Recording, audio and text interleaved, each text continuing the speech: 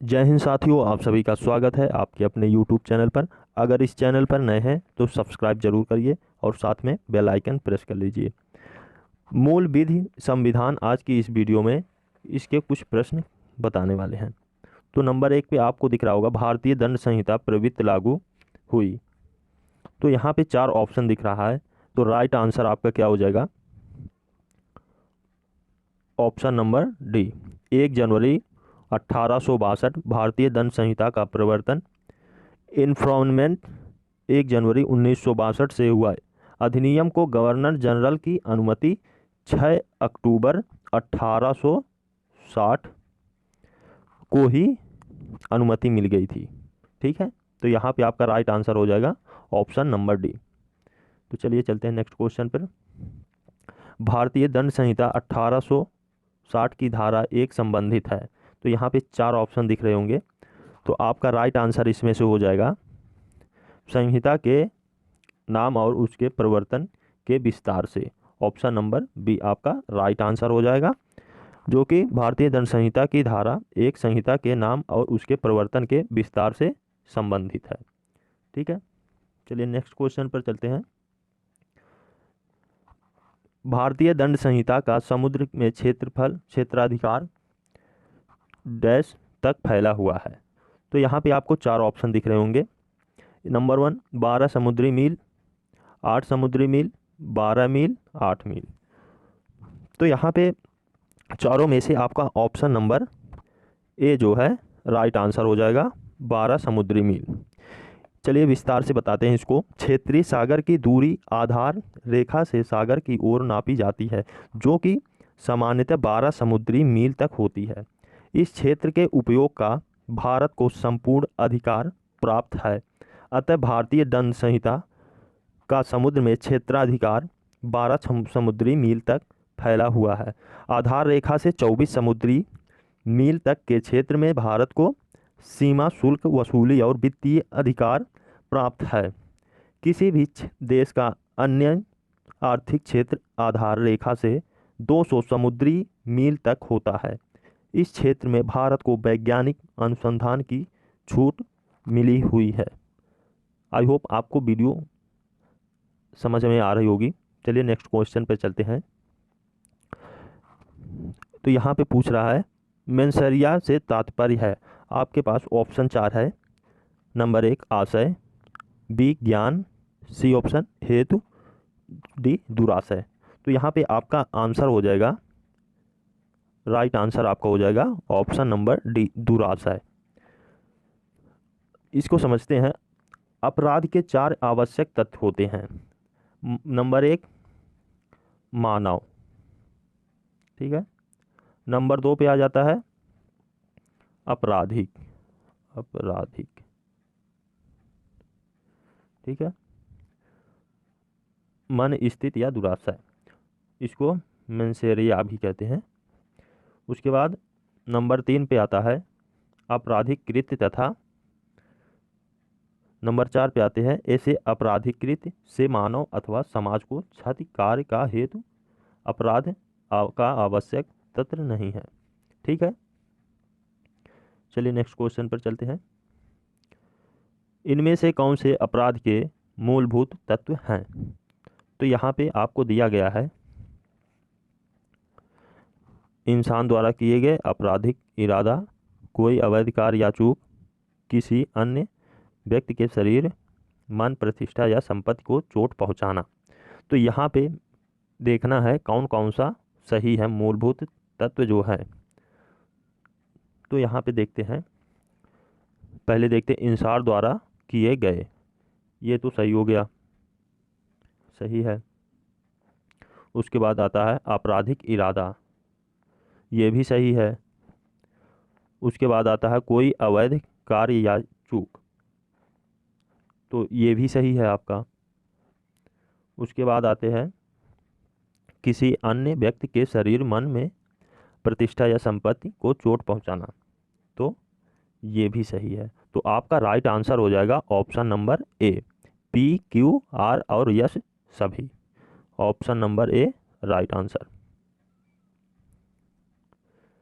भारतीय दंड संहिता 1860 ईस्वी में लॉर्ड मैकाले द्वारा प्रारूपित संहिता का संशोधित संस्करण में इनमें से किन देशों को दंड संहिता उसी प्रारूप पर आधारित है? तो यहाँ पे आपका राइट आंसर हो जाएगा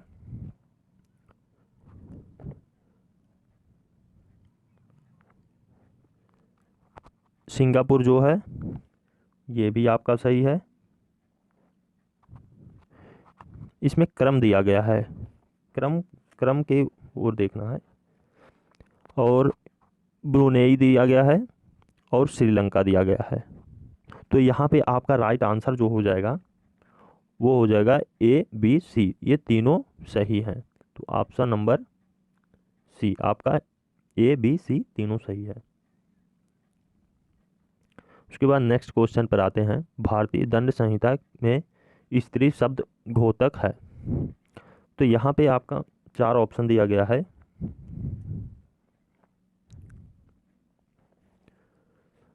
पंद्रह वर्ष से ऊपर की आयु वाली किसी महिला का, 15 वर्ष के ऊपर की आयु वाली किसी महिला का, 18 वर्ष आयु वाली किसी महिला का, 21 वर्ष से ऊपर वाली आयु किसी महिला का, जन्मजात बालिका सहित किसी भी आयु की महिला का। तो राइट आंसर आपका हो जाएगा option number D,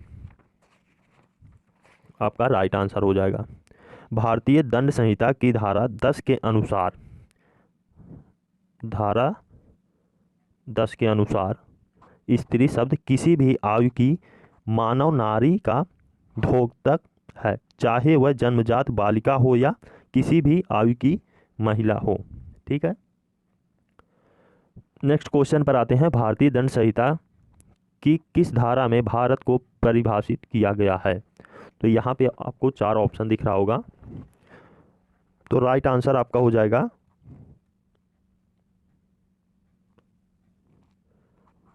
option number C, आपका राइट आंसर हो जाएगा ऑप्शन नंबर सी 18।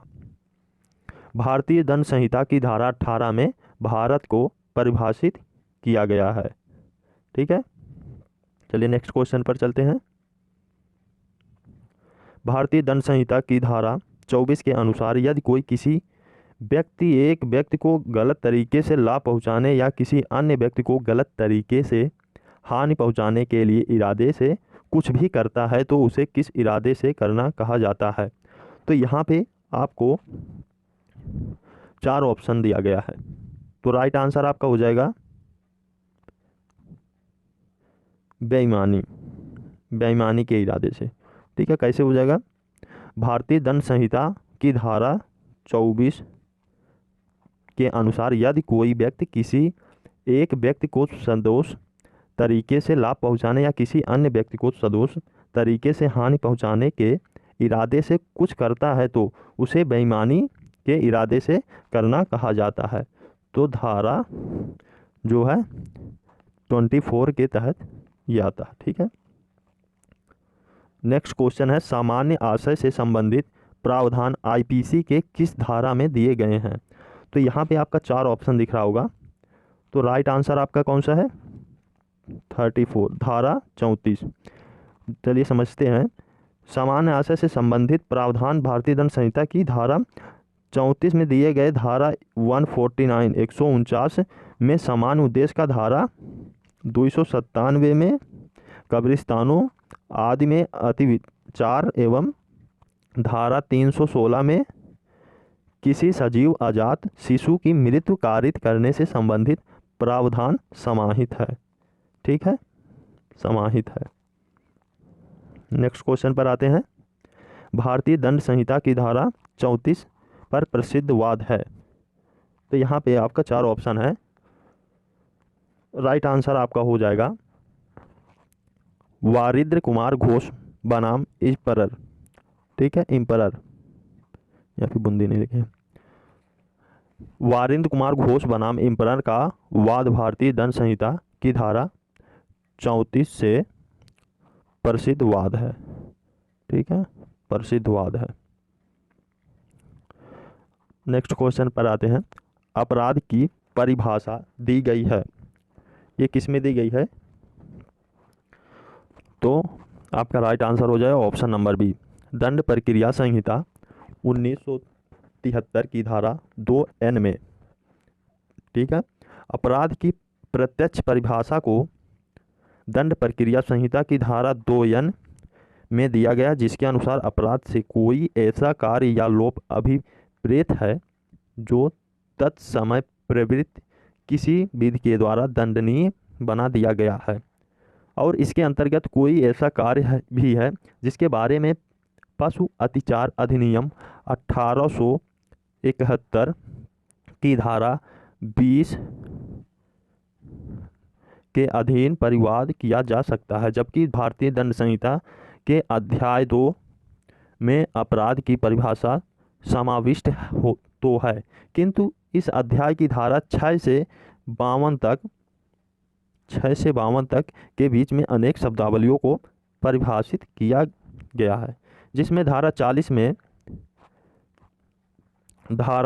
में अपराध को केवल वर्गीकृत करते हुए स्पष्ट किया गया है। साक्ष्य अधिनियम की धारा 3 जो अधिनियम का परिभाषा दंड खंड है, अपराध को परिभाषित नहीं किया गया है। ठीक है, यहाँ तक आपको समझ में आ गया होगा। चलिए नेक्स्ट क्वेश्चन पर चलते हैं। भारतीय दंड संहिता 1860 के अधीन धारा 42 में प्रयुक्त स्थानीय विधि कहाँ पर लागू होगी? ये सब यूपीएसआई में पूछे गए प्रश्न हैं।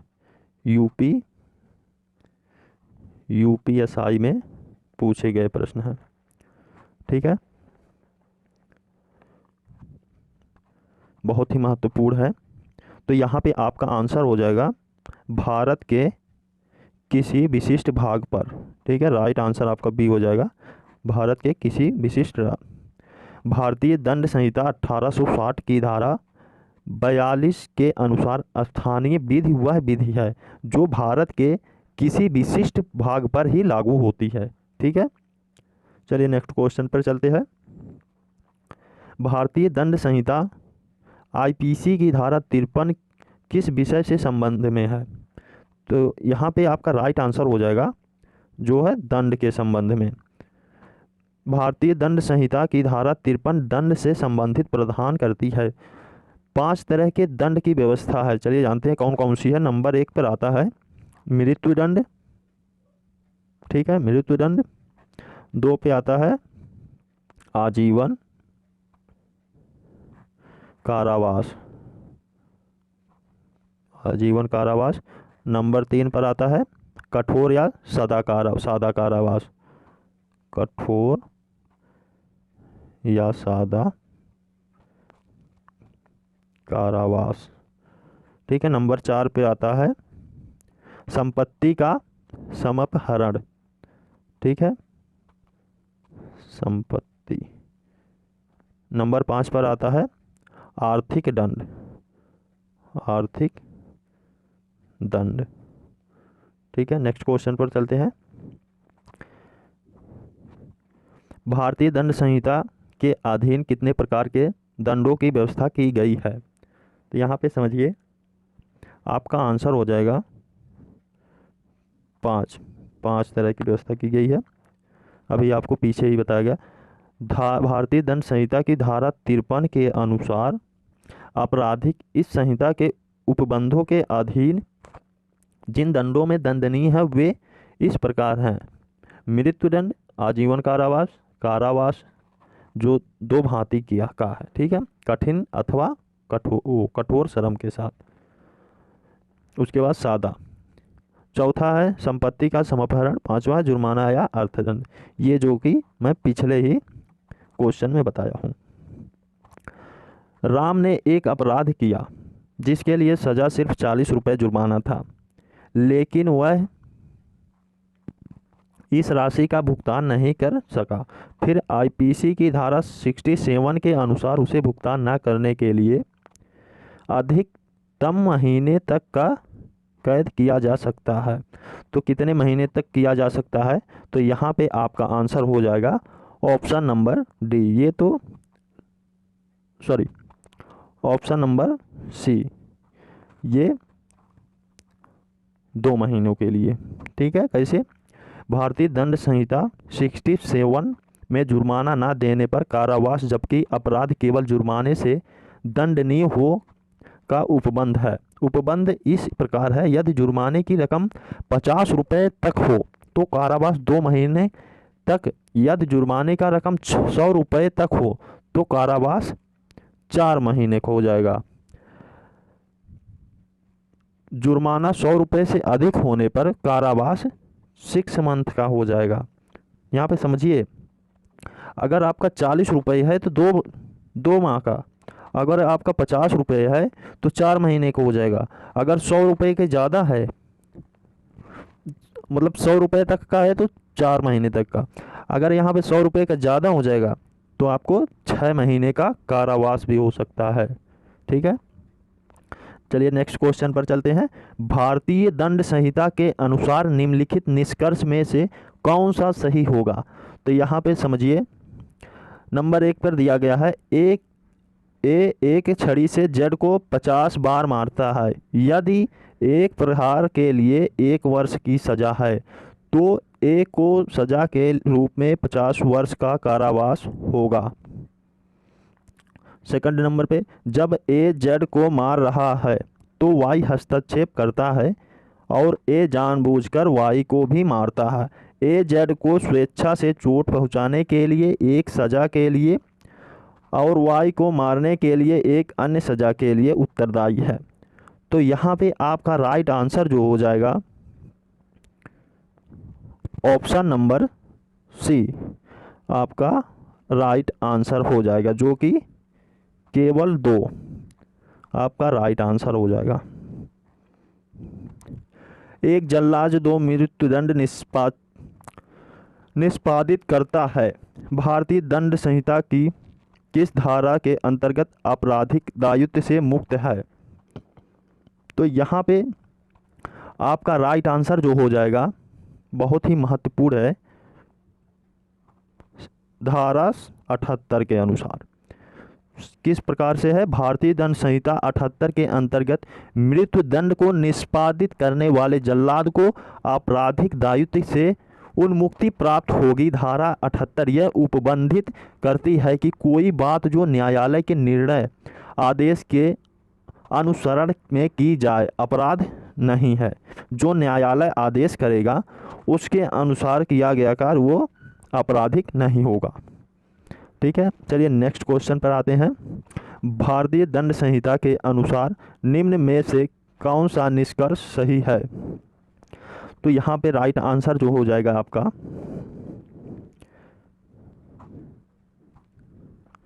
ऑप्शन नंबर सी, 1 और दोनों।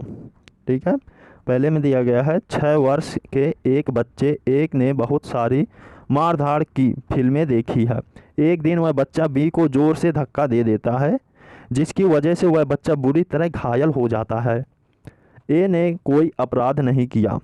सेकंड नंबर पे दिया गया है, क्यू ने पी को बिना बताए किसी नशीला पदार्थ खिला दिया। उस नशीले पदार्थ के प्रभाव में यह ना जानते हुए कि उसके हाथों क्या हो रहा है, पी ने आर की हत्या कर दी। पी ने कोई अपराध नहीं किया। ठीक है, तो आपका ऑप्शन हो जाएगा 1 और 2 दोनों सही है निष्कर्ष। चलिए नेक्स्ट क्वेश्चन पर आते हैं। निम्न में से कौन सा वाद उन्मत्तता के आधार पर प्रतिरक्षा से संबंधित है? तो यहाँ पे आपका ऑप्शन हो जाएगा, राइट आंसर आपका हो जाएगा मैकनाट का वाद। मैकनाट 1843 का वाद उन्मत्तता के आधार पर प्रतिरक्षा से संबंधित है। ठीक है, आई होप आपको वीडियो अच्छी लगी होगी। अगर वीडियो अच्छी लगी है तो सब्सक्राइब जरूर करिएगा चैनल को और साथ में बेल आइकन जरूर प्रेस करिएगा। जय